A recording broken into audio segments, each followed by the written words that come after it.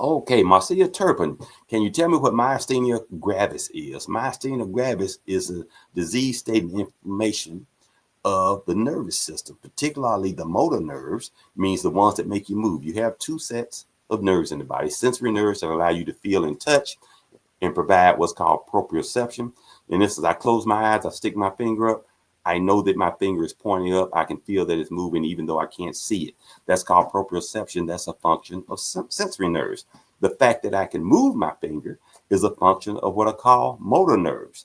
The motor nerves are impacted by myasthenia gravis and it causes paralysis. It's usually an ascending paralysis that goes through phases. The problem is if it hits your diaphragm, then you can't breathe. And of course, when you can't breathe, you end up ultimately dying.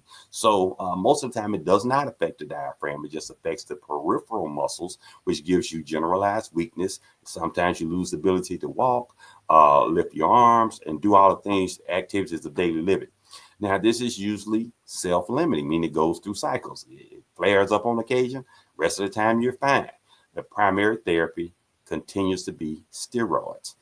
We don't know whether this is an autoimmune disease state or not, or whether some of these new biologic drugs that treat autoimmune states will help with myasthenia gravis. But drugs like Embrel, Embrel, which originally was made for rheumatoid arthritis, but then they started noting the benefits in a variety of different autoimmune diseases like lupus and like irritable bowel syndrome and colitis and gastroenteritis, all these things that these biologics can help with. So myasthenia gravis is just that. It's a nervous disorder that affects the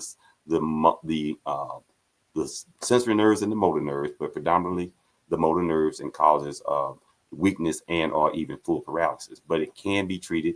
It is treated, can be treated very successfully.